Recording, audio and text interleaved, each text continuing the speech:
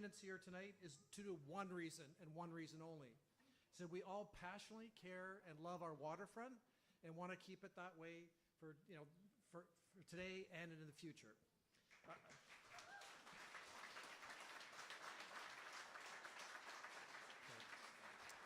So I'd like to start by thanking John Piera and his staff at Mimico Cruising Club for allowing us to have this great waterfront venue. I can't think of a more appropriate place to talk about this topic than out looking at the beautiful waterfront. So thank you, John. I'd also like to acknowledge that this town hall is being organized and funded solely by our, our community residents associations across the Lakeshore, South Etobicoke. So this is just something that as community organizers, we're very passionate about, and that we really want to make sure that everyone has a voice in what we're doing tonight. And just to say, Michael from Mimico Residents Association, Joanne from New Ontario Lakeshore, and Jenny from Long Branch, these people have all been very helpful at getting us together tonight. So thank you again to them.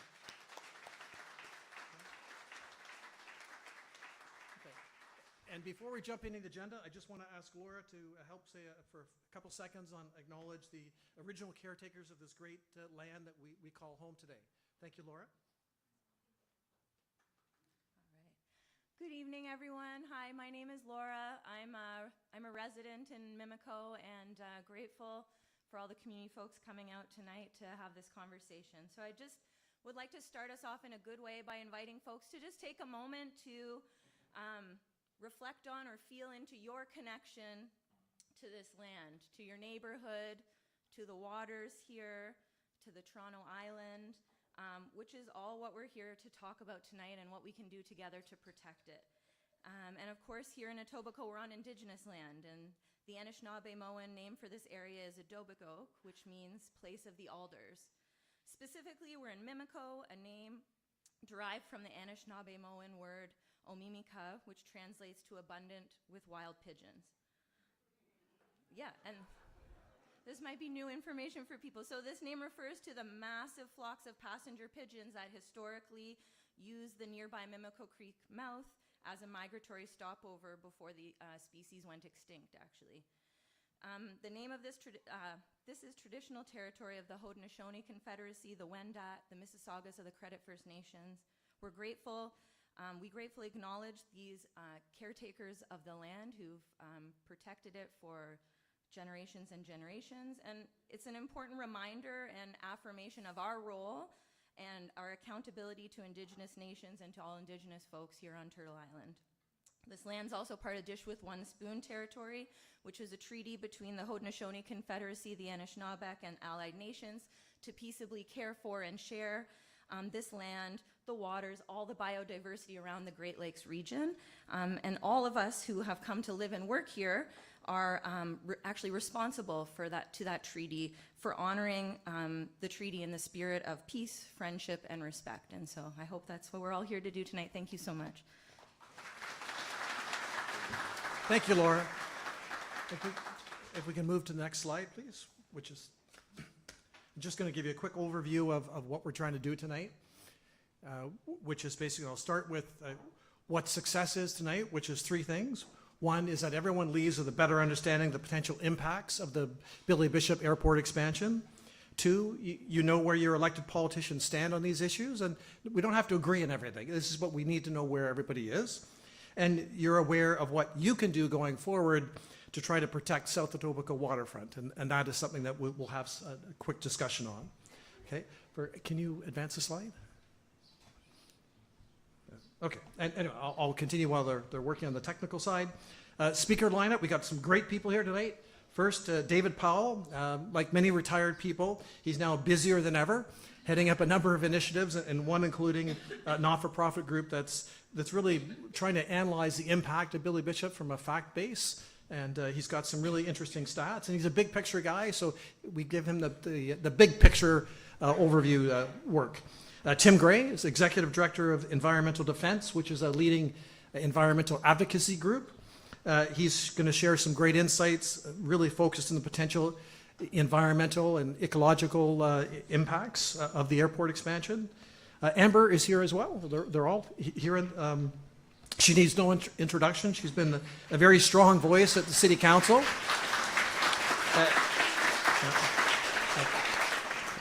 And she's also been, come out and seen the videos, things like that, put some clear opinions about the expansion into the Billy Bishop Airport. And if you haven't listened to her video, I encourage you to do so. Lee Fairclough, she is our Liberal MPP for our area, who recently released a statement around the airport expansion. She's also appearing via video tonight because she's actively and working remotely, working on becoming the next Ontario Liberal Party leader. So that's her objective. So we wish her well. So lastly, Mr. James Maloney is also here with us for Etobicoke Lakeshore. We're thrilled. We had some scheduling confusion, but it's been resolved in our favor, and he's here today. He's been a great partner. He's served our riding for over a decade, and we look forward particularly to James sharing his perspective as the federal government has a strong voice on the approval of the airport expansion plan. And that we don't all have to agree, we don't have the same opinion, but we all want to make sure that we all hear everyone's voices. So we have a Q&A session at the end. Obviously, we have a packed agenda. We had to squeeze some more people in.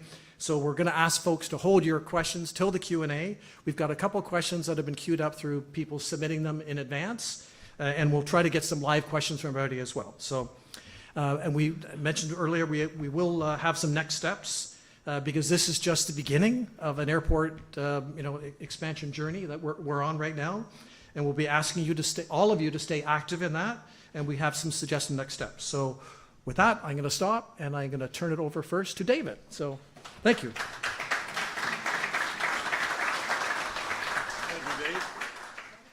Thank you, Dave, and thank you very much for your invitation to speak today. I'm with a new group here in Toronto called TO Reality Check. It's a group of Torontonians who are really very concerned about the future of our city. Our focus is the future of the Inner Harbour, and the Inner Harbour is described as being in the east you have the Portlands, in the west you have Ontario Place, then you have the Ontario Islands. So it's the whole 19th century Bay of Toronto, as it used to be called.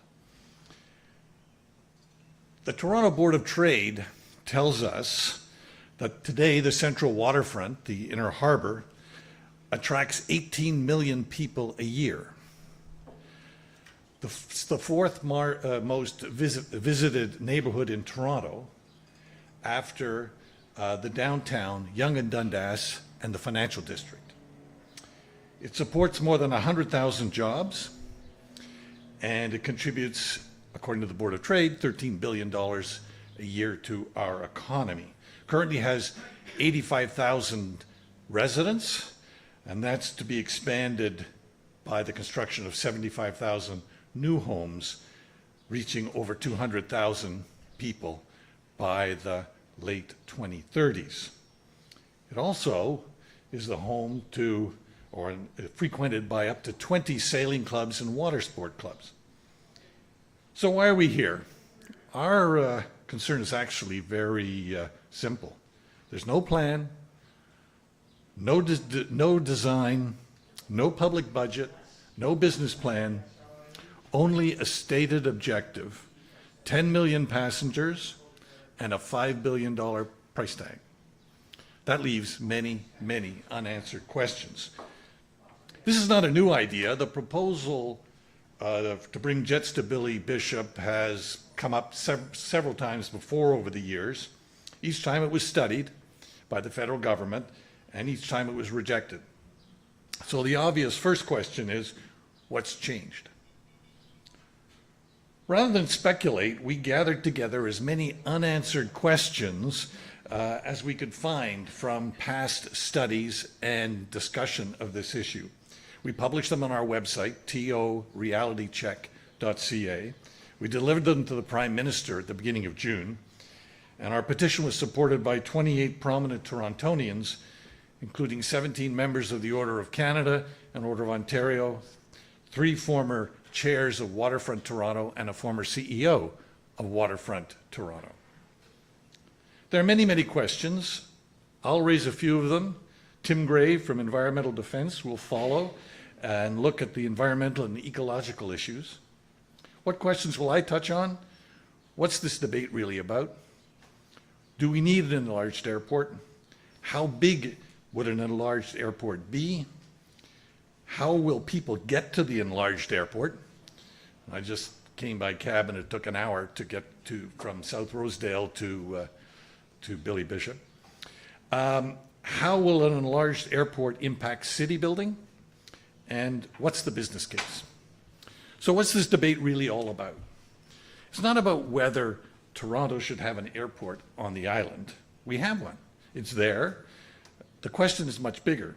It is whether Toronto should fundamentally and irreversibly reshape one of North America's finest urban waterfronts without first showing the public a complete evidence-based plan. So what's the fundamental question? Today, the airport exists successfully with parks, housing, recreation, tourism, boating, entertainment, and the islands. The issue is one of scale.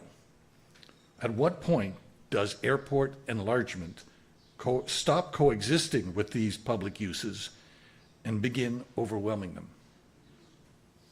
So do we need an enlarged airport? That's a pretty basic question. Do we actually need the airport enlargement? The federal government has concluded that Southern Ontario already has sufficient airport capacity.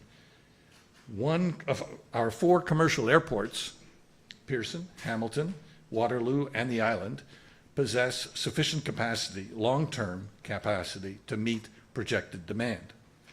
So there's no apparent urgent aviation capacity crisis requiring enlargement of the island airport. In the last few years, in fact, the government has closed down Downsview and Buttonville airports. The massive Pickering Airport project was abandoned last year. And Pearson is investing billions, to expand from the present 47 million passengers to over 65 million passengers by the 2030s. So what problem is the airport enlargement actually trying to solve? Now, how big would an enlarged airport be?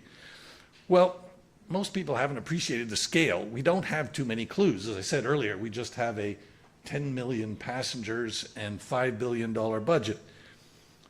But to understand what that means, we have to look at comparable airports like Edmonton, which is the 5th largest airport. If Billy Bishop did move to 10 million passengers, it would be the 5th largest airport in Canada.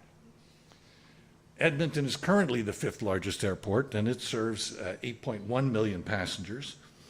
It occupies 7,000 acres and a 750,000 square foot terminal and 13,000 parking spaces. Next, number 6 is Ottawa.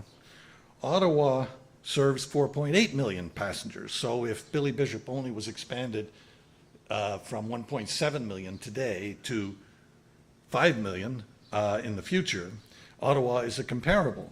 Ottawa is about 2.5 times what Billy Bishop is today. It occupies 4,400 acres and 4,000 parking spaces. So Billy Bishop today, as I said, it serves 1.7 million, occupies 210 acres, which is less than 5% of the size of Ottawa, and has a 150,000 square foot terminal, which is about 20% the size of Ottawa's terminal. So trying to put it in perspective as to try and say, well, how much can we fit on this space, both the mainland, which is very developed, and on the islands themselves, raise serious questions. The Toronto Islands only total 800 acres. Ottawa's airport is 4,400 acres. The Port Authority has discussed runway extensions westward into Lake Ontario, extending the single runway to approximately almost 2 kilometers. But if you add to that the compulsory lighting system that must be at either end of the runway in order to guide planes into the runway when they're using visual approaches. You're talking about 3.25 kilometer location, the Mimico Cruising Club, to the Costco on Queen Elizabeth Boulevard. How will people get to the airport? Well, according to the Board of Trade again, the waterfront is already one of Toronto's most congested transportation corridors. What will thousands more passengers arriving and leaving the airport add to congestion? Unlike virtually every other modern urban airport, Billy Bishop has no integrated rapid transit system. The nearest subway station will be opened in about 10 years, Metrolinx willing, at King West and Bathurst, which is a kilometer away from the airport. Multiplying shuttle buses will just add to the congestion and the gridlock. Where will people park? Will it still be convenient? One of the arguments put forward by the proponents is Billy Bishop is so convenient. And it is. It's convenient today. But will it still be convenient when you start talking about the passenger volumes that are anticipated? And could the enlargement actually destroy the very convenience people value today? How will it impact city building? Well, perhaps the biggest question isn't aviation, it's city building.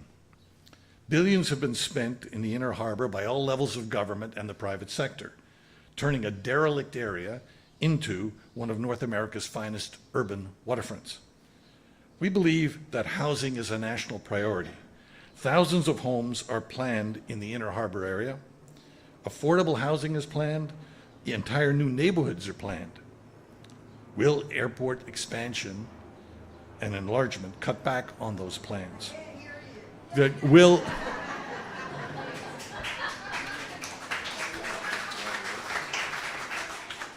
yeah, cue the other aircraft, please. Will airport enlargement undermine those plans? We don't know. We are already paying the price of uncertainty, however. Proposals are stalled, building on the portlands on the east end of the Inner Harbor, because the city doesn't know the future rules that will be imposed because of an airport enlargement. Nobody knows. So housing delayed is housing denied. Incidentally, as part of the housing issue is the question of noise. We're told that the new jet aircraft, generations of jet aircraft, are quieter or as quiet as the Dash 8s. Well, that may be true. Right now, however, Dash 8s take off about every 20 to 25 minutes. With an expanded and enlarged jet airport, the risk is there will be jets taking off every 3 to 4 minutes, creating a just all day long continuous noise pattern. I'm sure we'll hear a lot from proponents about mitigation. Oh, identify a problem, we'll find a way to mitigate it. We'll find a way to alleviate the consequences.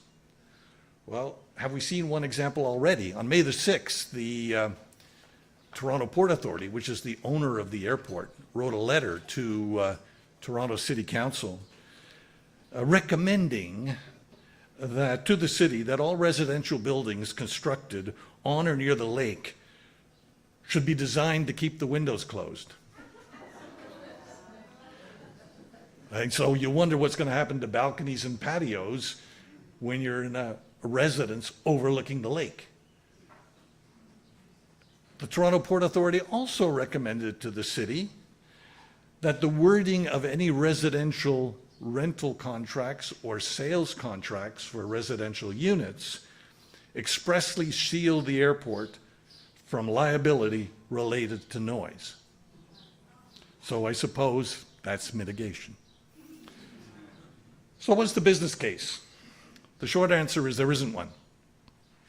Sure, there's some back of the envelope economic growth numbers that with no serious backup. But it's not enough to say if we build it, they will come. Questions abound. What are the costs? How will it be financed? Who will pay? What are the benefits? Who benefits? Who bears the impact? Large public infrastructure decisions deserve more than optimistic projections. I think the government is asking the wrong question. Instead of asking, how do we enlarge Billy Bishop, government should first ask, do we actually need to?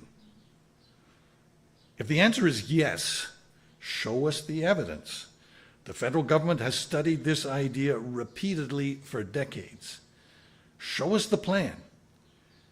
It's accumulated all sorts of information over the years, and it has enough to produce a plan.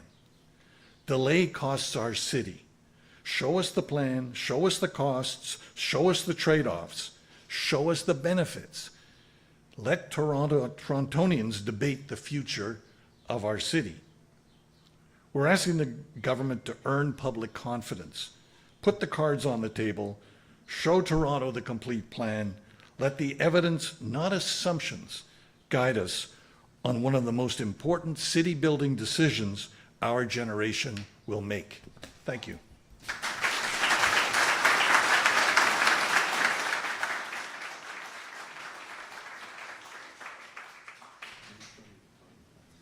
Evening, everyone. Thanks for being here. It's a great crowd. You could be out there on the dock. So when we get into the Q&A, I'm going to apologize ahead of time. I went swimming all weekend, and my ears are full of that out there in the harbor, so I can't hear anything. My name is Tim Gray. I'm Executive Director of Environmental Defense. You may have seen me, our staff, our board members, our volunteers. Some of you are our volunteers.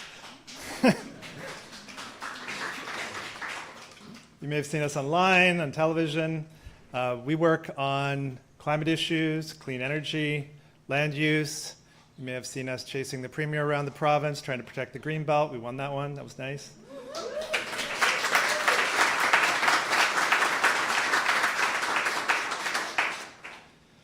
We are focused on the key issues that need to be addressed in Canada to protect our collective future, to ensure that our environment is center of decision making and not pushed to the side, and that when new projects come forward, that they're going to be done in a way that is in keeping with the long-term sustainability, health, and environmental protection of this country. And that's what we do every day. So tonight, I am going to do a little bit of follow-up on David's excellent presentation, trying to illustrate some of the things that he covered, and then dive into a little bit more detail in the brief time that we have, so we have more time for that conversation, into some of the ecological impacts that we see that are likely from a massive expansion of Toronto Island Airport. Next slide, please. We might even be able to skip over the next one if we can get to it. Maybe not. All right, I will dive into it without slides. Where would I start? What I have here is, if we can get the slides going, is some illustrations of what David was talking about in terms of runway impacts.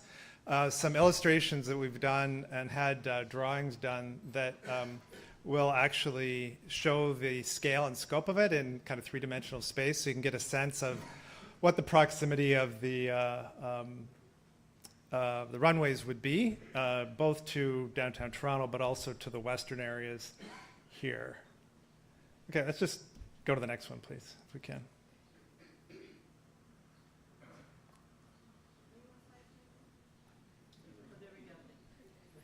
All right, so western end of the Toronto Harbor gives you locates us.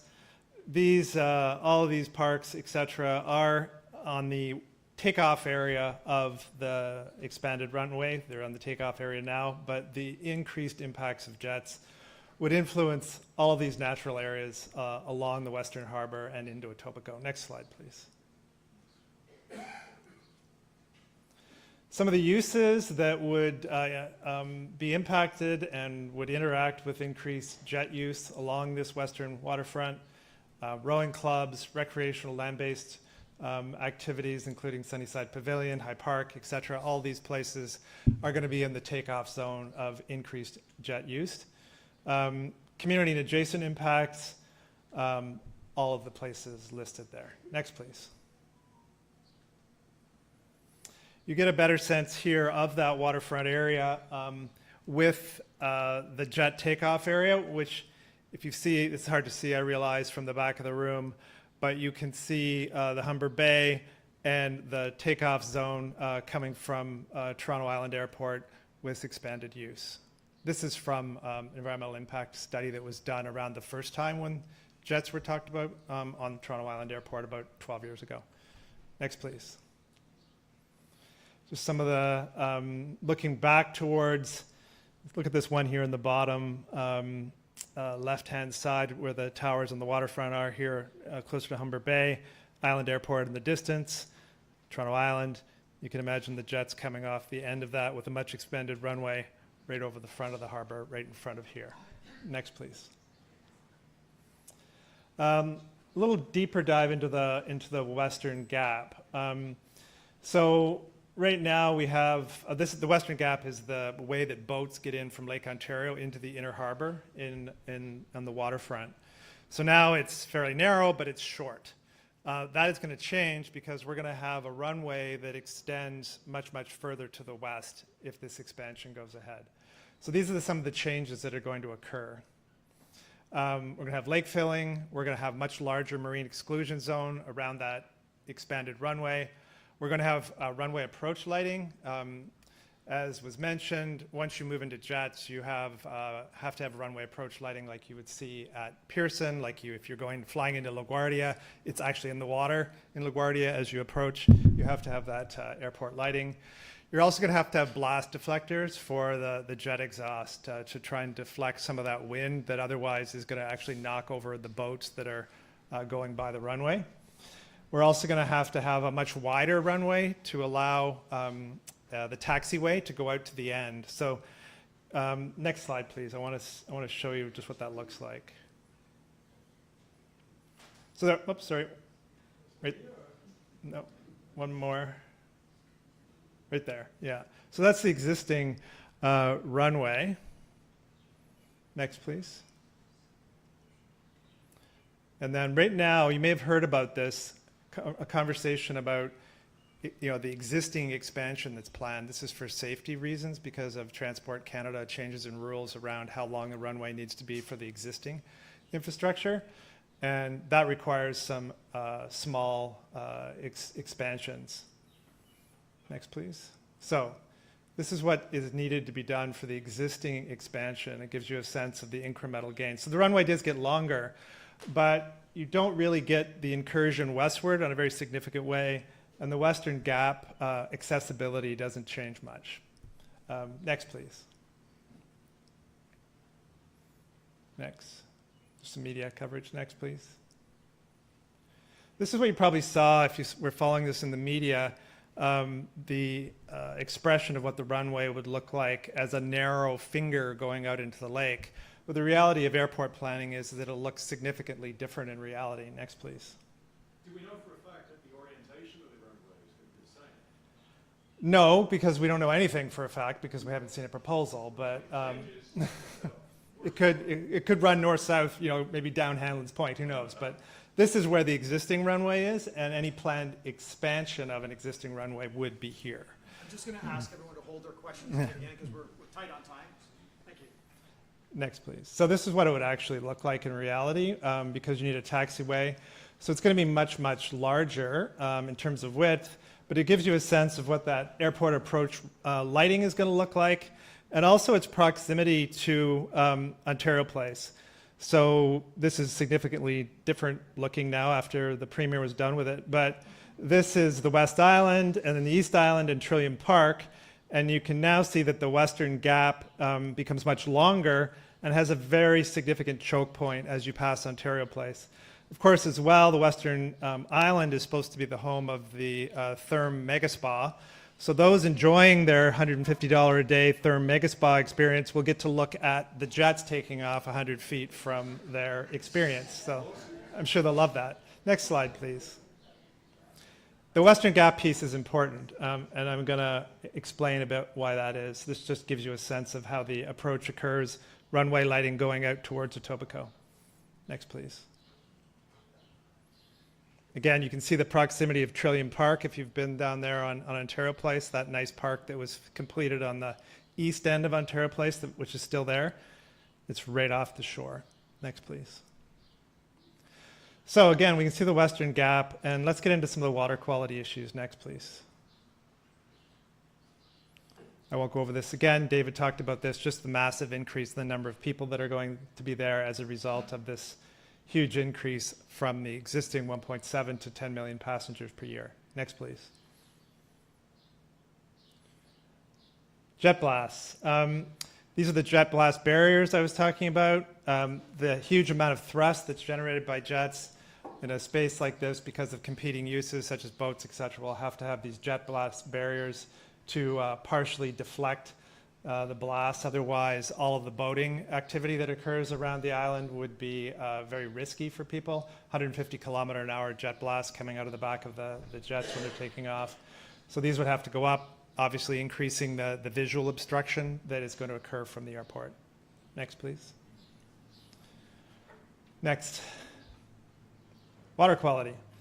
So right now, as is in the case of most cities that are trying to modernize their sewage infrastructure, is that we have a considerable amount of our sewage gets mixed in with storm water. And this occurs because the storm sewers and the sanitary sewers are old. And when we get big rain events, they overflow. City of Toronto's done everything they can with the money they have available to try and mitigate this by building these massive storage containers. You probably remember some of the constructions that's occurred along the waterfront as part of this overall waterfront revitalization program. Store all that mixed sewage and then process it at Ashbridges Bay when the storm event's over. But quite often, with what's going on with climate change, massive summer storms, they overflow anyway. And where do they go? They go into the harbor. Next, please. So this shows you all the locations here of both storm sewers, but the ones that are combined, where you have a risk of sanitary sewers and stormwater mixing and flowing into the inner harbor. So you can see a huge amount of it does flow out, both from the area that's being revitalized over on the former Portlands, but also the main part of the city all the way over to Ontario Place. And that all ends up into the harbor. So our existing flow pattern of water into the harbor is a clockwise circulation where you can see you have clean water coming in from the lake, goes into the Western Gap, and then it flushes out through the Eastern Gap. This is the current flush rate. So with whatever water quality problems we currently have in the harbor, they are mitigated to the degree that nature can do it by that flushing rate. You know, getting all that gunk out of the harbor, pumping it into the lake, where more natural decomposition occurs, microscopic and macroscopic organisms break it down, and it becomes clean again.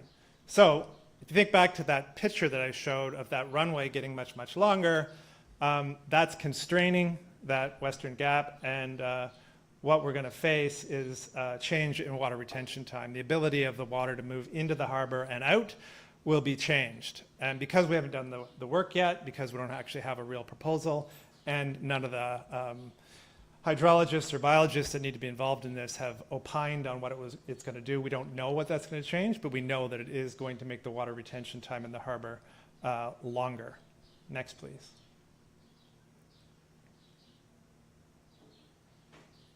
Next, please.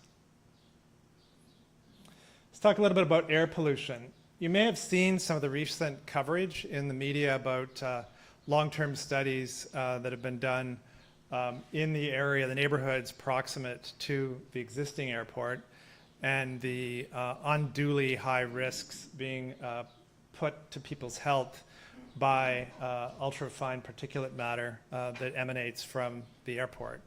So this, and this just gives you a sense of, this is again from the study 12 years ago, the impact assessment done 12 years ago about that planned expansion. Gives you a sense of where the highest concentrations of some of these particulates are. But there was a great piece, I think it was in the Globe, maybe it was in the Star, about a month ago, just really looking at the impacts on people's health and the the spikes that occur in emissions of this ultrafine particulate matter every time a plane takes off from Billy Bishop right now. Next, please.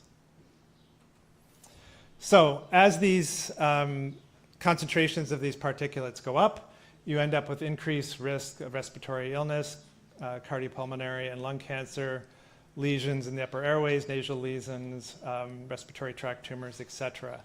So all of these are expected to go up commensurate with the amount of ultrafine particulates that are emitted. And of course, we're talking about massive increase of the traffic, and therefore the amount of emissions is going to go up commensurate with that. That probably helps to explain the knowledge of that, even if the proposal isn't yet baked, why the Toronto Port Authority would be saying that future building along the waterfront should ensure that people can't have access to the outside, because clearly being able to be outside with all this pollution in the air is going to increase their risk of all of these things. So huge, huge public health problem, and one that really needs to be assessed very carefully with the increased emissions. Next, please. Birds and other wildlife, again from an older study, but just looking at concentric rings of bird hazard zone impact. As you can imagine, you have real problems with the potential for bird strikes.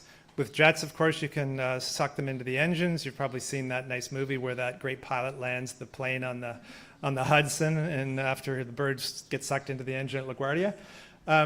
That risk is real. We have done a lot to attract more birds to the waterfront. Beta Seagate Park, Oakland-Minising, the whole rehabilitation of the Lower Don. I don't know if everybody's been over there lately, but guess what? Waterfowl like it when you restore wetlands, spend billions of dollars on creating a new river. They tend to show up. And that and Tommy Thompson Park are kind of bird havens. So that risk is real, and active wildlife control, that is killing the birds, may be necessary if the expansion goes ahead. I'm almost done. Last one is just a little bit more on congestion, and just give it a bit of more of a regional context, because David talked extensively about just how much more crowded it's going to get. But if you think of this at a policy level as well, given what we're trying to do around intercity connectivity, especially at the federal government level right now, we have a whole conversation going on now about trying to get people out of planes and get them on a high-speed train to get Ottawa and Montreal and Quebec City. Lower emissions, more convenient, better in many, many ways, highly productive. And at the same time, we're going to have a federal project to massively expand an airport that is competing directly with high-speed rail. Not sure that makes a lot of sense from a transportation perspective. In addition, of course, we have just spent millions and millions of dollars finally building a frequent and reliable train service from downtown to get to Pearson. We've now just finally, people were laughing about Metrolinx, but finally the Eglinton LRT actually connects to that. And in the future, the Eglinton LRT is going to go all the way to Pearson itself. So we've done a lot of things thinking about how we want to do regional and interregional transportation. This proposal for Toronto Island Airport comes out of the blue, out of context, and contrary to airport studies that have been done in the past. So I'll conclude there. I have lots more to say about who you need to talk to and who's responsible for this project, but hopefully we'll get into that in the Q&A. Thanks so much.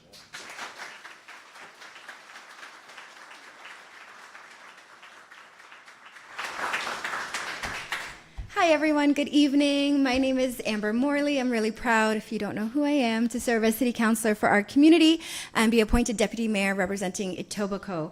We did just have our last session of Community Council today, and it has been quite a whirlwind, but I'm really glad to be joining you tonight, and I'm really glad that our local residents associations have been able to come together to collaborate and to make this happen. I was at a tree planting a couple of weeks ago, and we had some conversations about what can we do about this. And unfortunately, by that time, the city had already been pushed out of the conversation. And so my advice and encouragement was to do exactly this, and I'm really thrilled. So congratulations to everybody, and thank you for taking the time to be here tonight. As was mentioned, I will keep my comments brief. I'm very excited to hear more from other speakers with us tonight, but I do want to be really clear about the position I've taken as a local councillor's office and my team as well. There is a video circulating that was mentioned as well of questions that we put to staff as part of some reporting that came through City Council. As a lifelong Lakeshore resident, as someone who's deeply committed to environmental stewardship and who understands my responsibilities in that regard, I am firmly and clearly against an expansion at Billy Bishop Airport. I was part of the conversations and sitting on council when the tripartite agreement and the need to address the recess safety considerations came forward, and we were very intentional to choose an option that limited the impact of the airport while continuing to support its functioning and its critical use and convenience to the downtown community, but also by mitigating future growth. We also know, and it's been mentioned, Pearson Airport is investing significantly into their infrastructure and preparing to take on another 20 million potential passengers there. It's well situated, well served by transit, highways, etc. I think we as residents who are very well served by Pearson really know and understand that. So I won't review a lot of the points. I think that were very well stated by the speakers that came before me. Just a quick couple of points. The city did, in fact, produce a report, Billy Bishop Airport Proposed Expansion, Response to Council's Request for Information on Housing and Transportation Impacts. So that is available online. You can take a peek at that. I'll leave a printed copy here with the organizers as well for their reference. And the reality is we don't know much about this. All of the assessments and analysis of the proposed impacts is being done based on the best information we can get our hands on and expert insight and advice. But because this came out of the blue and out of context, as we just heard about, there is no clarity. And while that is hugely problematic, to me, that's not the point. The point is we do not want this for our community, and we need to continue to stand strong.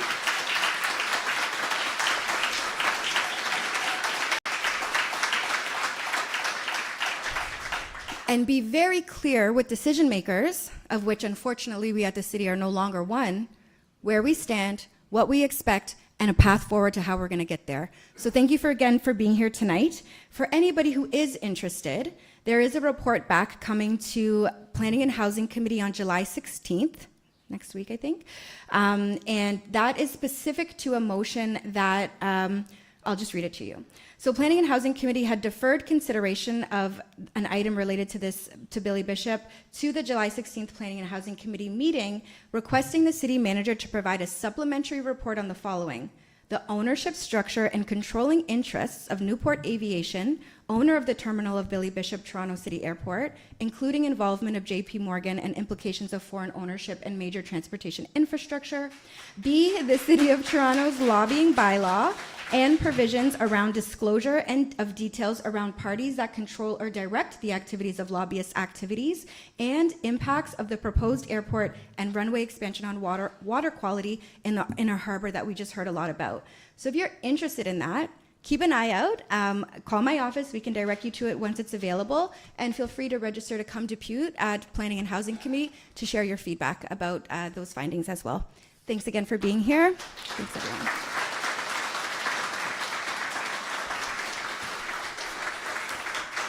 Thank you. So now we're going to try to connect Lee, who is in a remote location, but now we're going to try to get her. Oh, look at that. We have her. Perfect.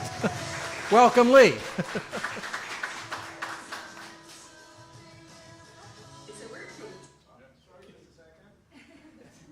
We just had a bit of a music break. One sec.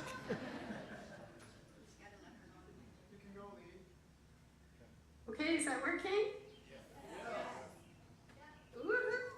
All right. Well, good evening, everyone. I'm Lee Fairclough. I'm the MPP for Etobicoke Lakeshore. It's great to be joining you tonight from Sault Ste. Marie.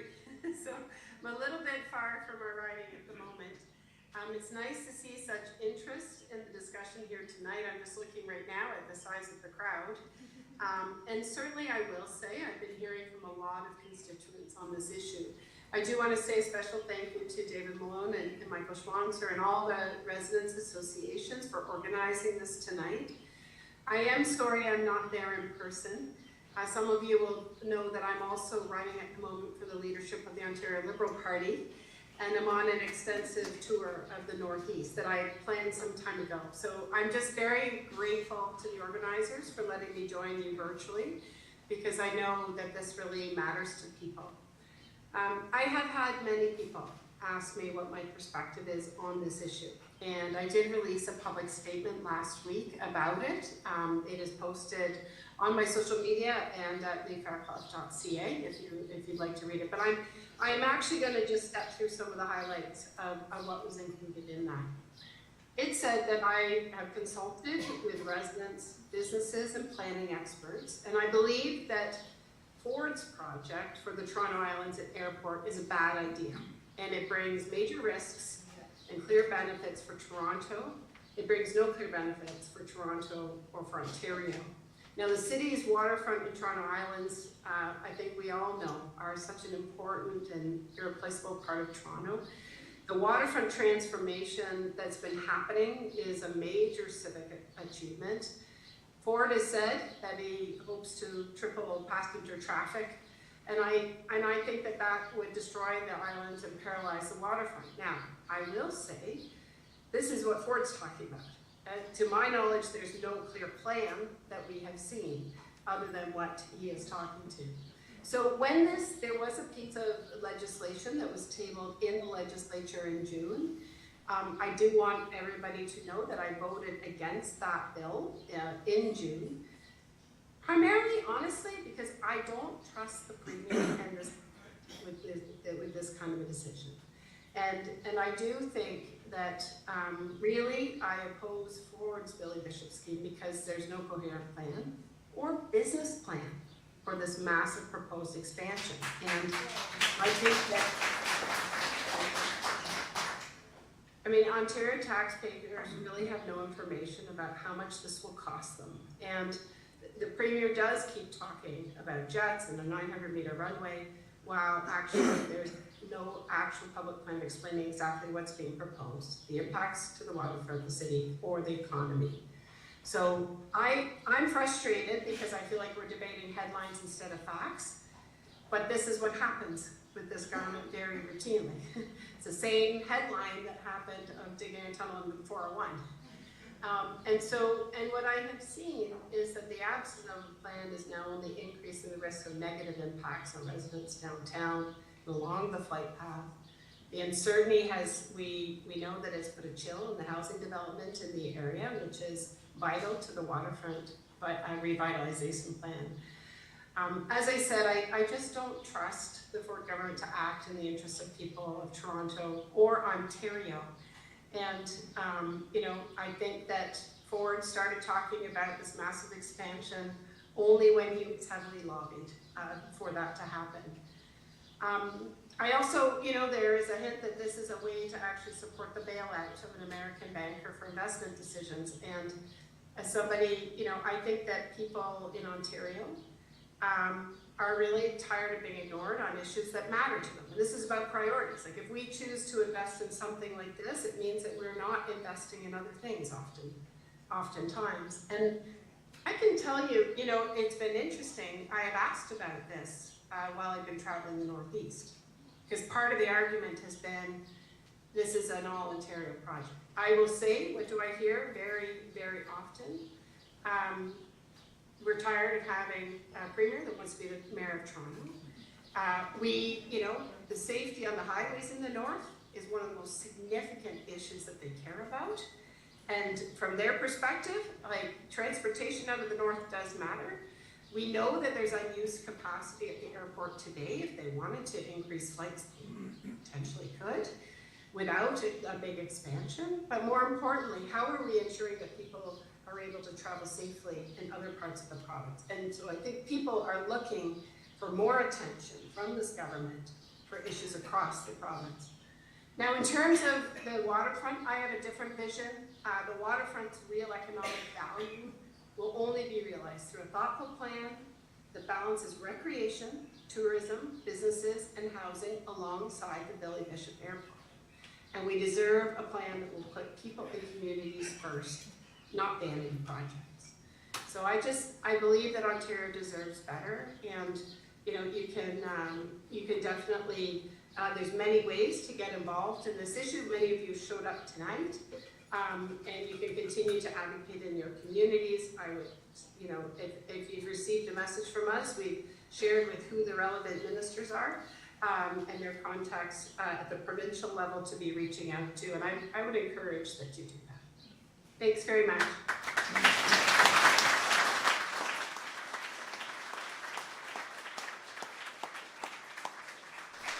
Okay, and our final speaker tonight is James Maloney. And please, James, welcome.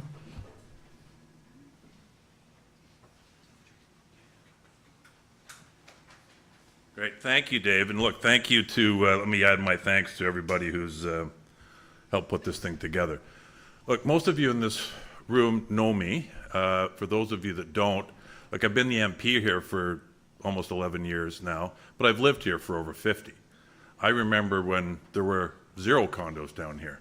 I remember when these beautiful facilities that we're sitting in right now didn't exist. So nobody needs to sell me on the importance of preserving the waterfront in Etobicoke Lakeshore. And if you don't believe me, I'm really proud to have my colleague and next door neighbor here, Karim Bardisi, who's the MP just to the east of us in Parkdale High Park, and ask him how much time I spend boring my colleagues talking about our beautiful waterfront. So I am here to tell you, if you take away only a few messages from me tonight, that I am here to listen. I want to hear what you have to say. And I want to do everything I can to preserve this waterfront, which includes dealing with any issues that may come up with Billy Bishop. And I emphasize the word may, because the challenge that I'm facing and Karim is facing is that I want to deal with a fact scenario that can be presented to you and is presented to me, which I can then respond to and address. But that's not the situation we're dealing with. Because how many times tonight have we heard our previous speakers say there is no plan? There isn't a plan. There is no proposal. Tim, I think, used the word proponent. There's no proponent. I would encourage you to read that report that Amber referenced that was prepared by the City of Toronto, because it starts by saying they're preparing a report based on the information they have, which is media reports, and they conclude by saying, we can't come to a conclusion because we don't have any facts and there is no plan. But in the event that all of this happens and that happens and the other thing happens, this could be. I'm at a bit of a loss. I don't know how to respond to that. I want to have a town hall, and you have my commitment to this. This is another takeaway you can have tonight. And when I spoke to Humber Bay Shores about this originally, I said, let's have a big town hall with, you know, a room with as many people as can fit in, and then we can talk about the facts and bring in people who can lay things out as they are. In fact, the people who called my office, one of the biggest complaints I've heard in the last few days is they couldn't get into this, which is unfortunate, because we really need to talk about this. I think there's people here from the Long Branch Neighborhood Association. Show of hands. Were you guys at the AGM a couple of weeks ago? I mean, we've had this discussion already. Yeah. Hey, Jenny, how are you? Nothing's changed since then. So here are the facts. 3 months ago, 4 months ago, you had Billy Bishop Airport, which was governed pursuant to this tripartite agreement, which we've heard so much about. There's 3 parties to that. The federal government through the Minister of Transportation, Ports, the Port Authority, Ports Toronto now, and the City of Toronto.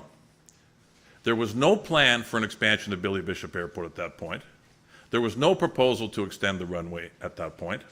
The only thing that has changed between then and now is the province has passed legislation uploading the city's third of the governance portion of that agreement. But here's a third takeaway, and this might be the most important. Nothing can be done down there without all 3 parties agreeing to whatever that outcome is. And that includes Ports Toronto, now the province of Ontario, and the federal government. So keep that in mind, and you have my assurance that I'm going to be back here. We're going to have, if a proposal comes forward, I'm going to have consultations. I'm going to have public meetings. Karim will do the same. We'll do them together. because we need to protect this waterfront. We need to protect the waterfront to our east and to our west. That's the bottom line, isn't it?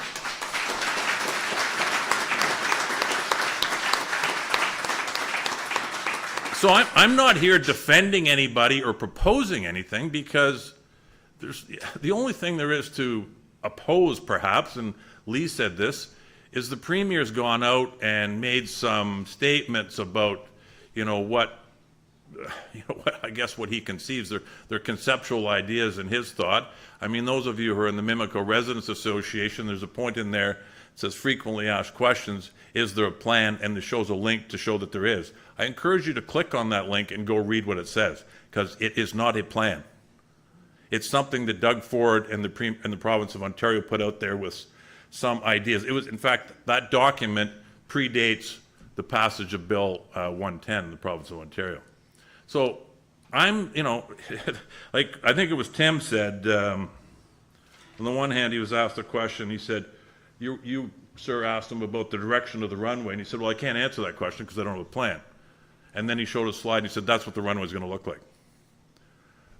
I don't know whether either one of those things is right, because there's no plan, there's no proposal. There's stories in the Toronto Star and the Globe and Mail. I wish there was.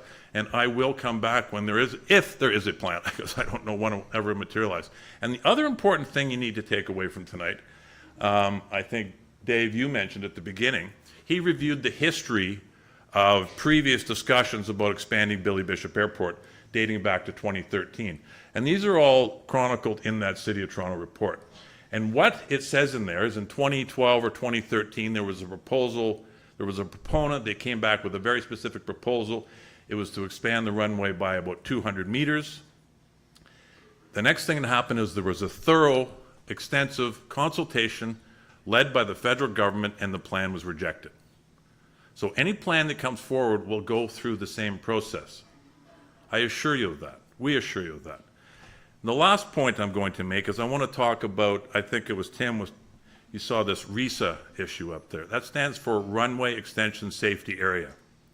Back in 2017, I was sitting in a room with the then Minister of Transportation, Marc Garneau, and he sat down with myself and some other Toronto area MPs and said, Billy Bishop Airport is one of a small number of airports in Canada that has some safety compliance issues at the end of the runway. As a result of that, there was 3 options put forward. There was RESA 1, which you heard Amber talk about, RESA 2, and RESA 3. None of those options proposed an extension of the runway. What they proposed was different options to build out the end of the runway in a very small way. Not even, I think it's probably smaller than the diagram we saw up in the picture, but so that there was a safer landing area in the event that something went wrong. So the federal government supported, the federal government supported RESA option 3. Ultimately, it went to the City of Toronto, went to the City Council. It was debated. There was 2 requests from the city, at the City of Toronto. One was to extend the lease agreement so that any runway safety alterations could be done, because you need a longer lease so you can borrow money to make the improvements. Option 1 was the least invasive, and it basically puts some gravel and various things, I'll get into the technical stuff if you want, at the end of the runway. Option 3, and this is the important one, option 3 would have been slightly longer, but right now, and very few people know this, and I've been down there and I've seen it, on the eastern end of that runway, there are 3,000 vehicle crossings a year, including school buses. Option 3, RESA 3, would have eliminated that. It would have built a little road around the eastern end of this small safety extension so that buses and utility vehicles wouldn't have to cross the runway. Imagine if I was standing here saying, okay, there's a proposal that we're going to run school buses across the runway. How would you react? Right. Because the City of Toronto voted for RESA option 1, that continues to be the case today. Perhaps if we had adopted RESA option 3, we wouldn't be standing here tonight having this discussion. So my message to you tonight is I will stand up for you, as I always have, as I always will tonight and any other day. I will show up at any event, any time to talk to you. You can call me, you can come see me. But I want to come back when we actually have some real facts to talk about.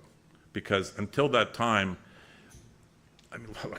I agree with everything else Dave said about, the scenarios, about the environment. Of course I agree with that. Everybody agrees with that. But I don't know what that means. Because even Tim kept falling back to it, saying, well, I don't know what this means in terms of water quality. I don't know what this means in terms of bird preservation. By the way, it was the federal government who made those changes to the Dawn lands to create that area for which we now see those beautiful waterways with the increased bird traffic. So I'm here. I will always be here. But let's make sure that all of us have the facts, because unfortunately, because of what the provincial government has done, and some others have sort of jumped on board of this and gone out and created rumors and speculation and innuendo, which then turns into what people believe are facts and they're not. So reach out to me anytime, because I want what you want, and that's this. Thank you. Yeah, look, I invited Kareem to come here to support the issue, so I should give him an opportunity to say a few words. Thanks, James. 50 years ago, I was not here. Sorry. But I moved here 25 years, just over 25 years ago, actually, and one of my first memories of moving here is the millennium, I guess 26 years ago, is the fireworks on the harbor front on at the turn of the millennium. And so, this is not my small town of New Brunswick anymore. Just a couple things, because I think some folks maybe have some questions from other perspectives or other locations. I know this is mostly a crowd that is living in Etobicoke Lakeshore, but James is our national caucus chair now. He was their Toronto caucus chair earlier. I'm a new MP, and so Toronto MPs, every Toronto MP is engaged on this issue to more or less extent. Some of us are having meetings like this. Some of them are happening online. We are working very hard collectively to, frankly, do the work that the province did not do on this, which was to make sure that Toronto's voices would be heard. There's a few kind of underlying things that we are doing collectively. One is to make sure that those voices are heard, to make sure that the public interest is paramount, and to make sure our expression on these issues is as collective as can be. So you'll see a lot of us put out kind of very similar statements like, oh, like what's that? What's that? A form letter. No, like that was us coming together and saying this is what matters to us. And James has articulated some of that. And I'll just share as someone who a lot of the legacies, a lot of the things that James point to are things that a lot of the things that have been raised are things that we have built together. And so I don't know why we would throw that away. And definitely that is, I think, the perspective of Toronto caucus members. And there's something in the Royal Commission report on the waterfront that David Crombie chaired called the Balance of Uses Principle, and that's something that's very important to us. I'll also just share that the Reality Check TO report has raised a lot of questions, and those were the same questions that were being raised by Toronto caucus members, which was really again prompted by not a plan. It was prompted by a Bill 110. But also it was a press release that had this 10 million number at the end of it.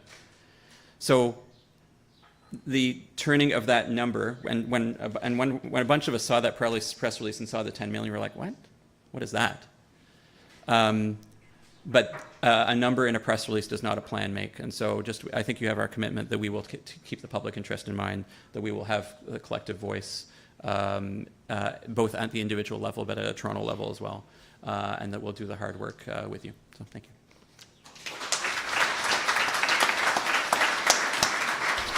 Thank you to all of our speakers, and particularly with James for helping us get clarity on where the feds stand, because I think that's something that we're somewhat missing, and it's just great to hear that. And we'll certainly take James up on it, and he did offer that earlier today as well, is to have another town hall, when we have some some harder facts to deal with. But in the meantime, there's still, as an example, a federal survey going on around, what do you want for the waterfront? And there is a question there, do you support it or not, the Billy Bishop expansion? So, I think it's question 5. Please, if you haven't filled in that survey, please do. and share your views, because that's the way that the feds wanted to get feedback from residents. If you haven't done this, please do, and we can circulate to everyone who we have an email for, the links to that survey, or you can just Google it, you'll find it easily. There's also a great little take action that thanks to the Environmental Defense and No Jets TO, that you can basically double click on it and send a pre-formatted letter just by sharing your postal code and your name to the Federal Minister of Transport, and again a copy. Apologize, James, but it'll go to you as well. But I think it's important to send the message that we care, and that's the way you do it, by taking action. And obviously, you can reach out to James as he's offered, but I would say let's wait until we see something else that comes. I know that we don't want to be bugging everybody for things that we're not still 100% clear on. And again, watch out for the Billy Bishop Airport town halls that I think will come. They may not be immediate, but as soon as we get harder facts, and I think everyone wants to re-engage and make sure that we're doing the best to protect our wonderful waterfront, which is how we started this meeting today. So we have time for Q&A. So Andrew is going to be up here with me. So there's no real rhyme or logic. We got a couple from that have already been pre-submitted, but let's start. Maybe we'll go Jenny. Yeah, sorry. Oh, just hold on. We're going to see if we can get a mic to you, okay? Because we have this live streamed as well, so we want to make sure that everyone gets to hear you. And we may direct it to any one of you, so please stay tuned. So I have so many. Act at all. So maybe there's a plan, but it's not accessible because of the regulations that were changed. If there is no expansion to Billy Bishop Airport to accommodate jets, is there a plan for development? That's my question.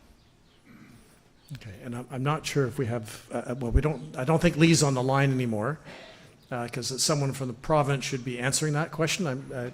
Can one of you guys want to take a crack at it? Maybe, I can't speak to the provincial freedom of information legislation, which is what has significantly changed. I know when we as a Toronto caucus talk about this issue, we talk a lot about the housing plans for the East Don lands and actually all along the waterfront, and it's one of the principles that I have said and a bunch of us have said is going to be the lens through which we're going to look at anything. So definitely, and we have we've just announced investments in the East Bayfront LRT. We've announced investments in the Harbourfront Centre. We have the East Don lands development, which is going to bring a lot of housing. So there are lots of plans that are in place, and we can't. We need. Yeah. Can you ask for information from the provincial government? So the process, as I understand it, is that, and this is why we say there's the process that protects us the most, and all of us, is the tripartite agreement, which James mentioned, through which, so the process to do anything actually around the process to change noise levels, the process to change to allow different airplanes, the process to make any significant change is through the tripartite agreement, and it's riveting reading if you want to try, but that's the process, and so anyone who wants to propose any change has to come to the tripartite agreement table, and it's been amended a few times over the years, most recently to do the safety area. Just quickly, so Jenny, your question is, can we as federal representatives make a request pursuant to the Access of Information Act to get the plan? Okay. You and I were at the Long Branch AGM not a month ago, and you talked about the plan. You referenced the plan. I said, get me the plan. I've asked the same of the people who organize this event, and I'm begging somebody, if there's a plan, get it. So I don't know how the Provincial Access to Information Act, you have the right to do that, just like everybody else in this room does. We don't have any special access to, well, here, we've got a provincial rep right here. But, I think we need to, and as for your second point, hold on a second, Lee. As for your second point, Is there a plan for housing where Billy Bishop Airport is? Development. First I've ever heard of this. Jenny, you're the first one who's ever proposed that idea to me. I'm speechless.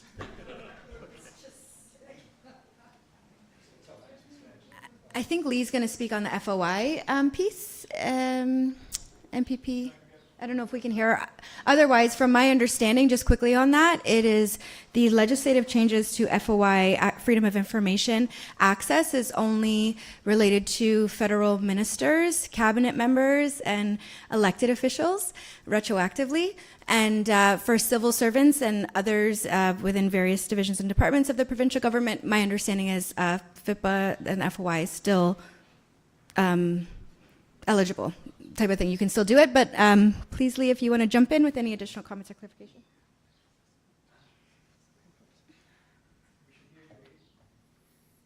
Can you hear me now? Yes.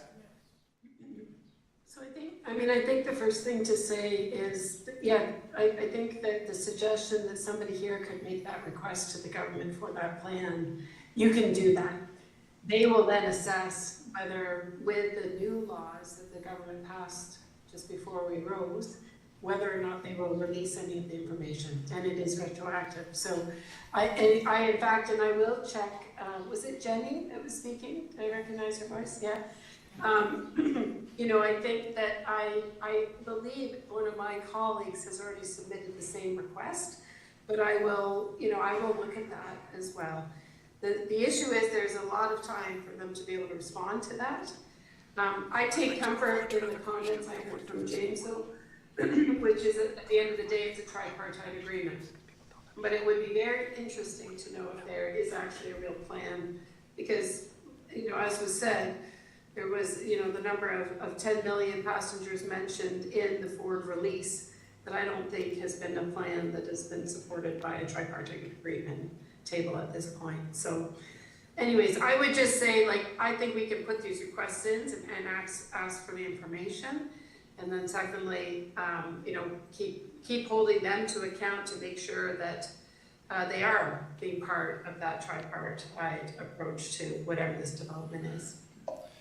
Just quickly, just because this is a really important thing to know about this process, is that the provincial government doesn't have a secret plan because they can't be the proponent. They do not own the airport.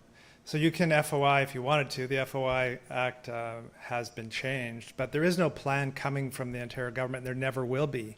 If a plan comes forward, it'll be coming forward from the Toronto Port Authority, which owns the airport. Who owns the Toronto Port Authority? The federal government. So if a plan comes forward, it will be from the federal government, not the provincial government. Premier wants to expand the airport, but he can no more come forward with a plan for developing Toronto Island Airport than any of you can come forward with a development proposal for your neighbor's house. You don't own it, you can't develop it. Only the federal government can do it. So keep that in mind. The real proponent is going to be the federal government through its control of the Toronto Port Authority. Just so we have this clear, the federal government does not own the Port Authority. That is legally incorrect, Tim. It is an independent arm's length body. There are members on it appointed by the federal government. There are members on it appointed by other bodies as well. So let's keep that in mind. So to say that it is a federally owned or controlled body is factually incorrect. Thank you. And that was question number one. This gentleman here. Can we get a mic? Okay, why don't you come up here, because I want everyone on the live stream. I just want to start by saying how weird the Toronto airport is. No other world-class city does that. Nobody has that. You might say Chicago with Meeks Field does it, but they keep it way out in the lake. No other city does that. And the fact that the idea we're even going to consider expanding it at this time, it just goes against the total grain of what cities, world-class cities, want for their people and their places. And the second thing is, you can paint the wall up a hangar at the airport without getting the GTAA and the Transport Canada involved. We all know the federal government through Transport Canada would have to approve this. So what we have now is we have something. Yeah, the question is I want to know if you're going to talk to the Transport Minister and point out that this is another stupid idea, like the tunnel under the 401 or casinos in the Portlands by a meddling and secretive premier, and you're going to be left holding, the federal government, you are going to be left holding the flaming bag after he goes down in the next election. Do you really want that? You really want that view right there? Because we know where it all points to. And it isn't going to be some sort of performative national development program that we're going to push forward. That's for things like critical minerals, national transport.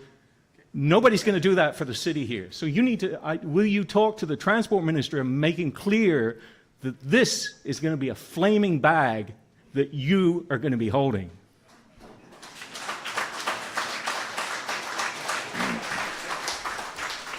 You'll be happy to know I spoke with him this morning. We didn't use that language, though. I talked to Steve McKinnon when we're in Ottawa every day. Steve has been very accessible and very supportive of hearing the views of Toronto area members of Parliament, including Kareem and I. Again, I mean, holding the bag, I mean, the tunnel under the 401, I remember somebody asked me in the media, Ottawa, do you support the tunnel under the 401? I said, what tunnel? I mean, this is, you know, something that the Premier said one day. This isn't really a lot different, except that the tunnel could be built by the province of Ontario. This can't be done by the province of Ontario. Perfect. Thank you very much, James. Maybe we'll go to the back as we've just spread it around a little bit. Yes, you in the, no, sorry, behind. And we're obviously over time, so this may be the last question unless we want to continue. So please, come up. And thank you to everyone for their patience. I know we went a little over time, but there's a lot of passion and good information being shared. Hey, glad to see you. Hi, so I just wanted to, I took the survey, the federal government survey, and it really left a bad taste in my mouth. It wasn't really like a survey to find out information. It was more a survey. It was more a survey to get our approval of something or get our agreement for something. So what we just heard is the federal government is the one that owns the land, and the federal government is going to have to come up with a plan. So it sounds like that's what they were doing. It sounds like they were asking questions to get a response to say, oh, this is what the province wants. You need to ask a question. So why is the survey, who wrote the survey? Did the Premier write the survey? Who wrote the survey? And what was the expected result of the survey? Okay, that's a question. Look, I don't know who wrote the survey. I mean, we saw it when it just before it came out. I'm not going to stand here and defend the quality of the survey, but rest assured that's not it. That's not the end of, that's not the consultation. It was done to put something out there just to get some feedback. In terms of ownership of the lands though, in fact, if you read that City of Toronto report that we've talked about today, it lays out who owns what share. The federal government does not own all of those lands.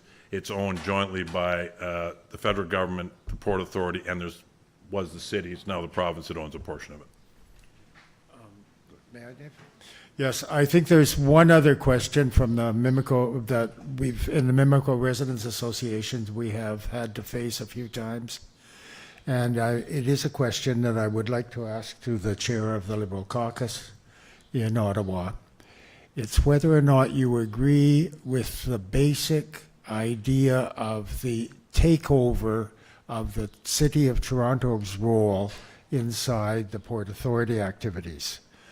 This seems, for many of us, to be part of a tendency by the provincial government to eliminate exactly the kind of local participation that is represented by municipalities across the province.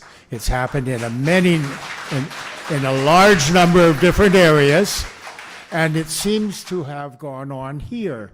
And to some extent, it appears that the idea of expanding the Billy Bishop Airport is almost like an excuse to have done one more step in making the Premier the Mayor of Toronto.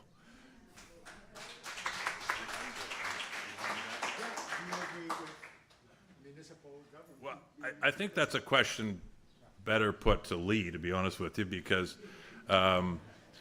look, the province, municipalities are legislative creatures of the province. So, and the federal government is not the court of appeal when the province makes a decision. So when the province decide to upload powers from the province or download powers to a city rather, the federal government does not have the constitutional jurisdiction to intervene and say, no, you can't do it or do it this way. So whether I think it's a good idea or not, here's the important message from my perspective, and Amber and I have talked about this before. This does not eliminate the voice of the City of Toronto, because the people in Toronto are the voice of the City of Toronto, and that's you. So the fact that the province now has the 1/3 interest in the governance structure does not mean the people in the City of Toronto and the people in Etobicoke Lakeshore don't have a voice. Because you still have an MP, and you still have an MPP, and you still have a councillor. So you haven't lost your voice. The governance structure's changed. You haven't lost your voice. Thank you. I think that's a great spot to end it, which is we all have voices. I think we've all used them today. I'm sorry we couldn't get to everybody. If there are, burning questions, you see the residents associations that are represented here. You can send that to one of those associations. We'll try to work with our speakers and get answers where we can. And if not, then we will certainly commit to all of us, I think, from everyone who's been here, to make sure that we continue to engage South Etobicoke residents in fighting and protecting what we value most about this area, which is the waterfront. So with that, I think I'm going to close and say thank you very, very much for everyone's attention. Thank you. And thank you to all of our speakers, because this isn't always an easy thing to do, and we appreciate all of your help. Thank you. Oh, sorry, and one other thing. Go ahead. Hi, folks. If you want a sign, just like this T-shirt, there's a pile out here with ways to hang them on your lawn. Big pile out here. Grab some.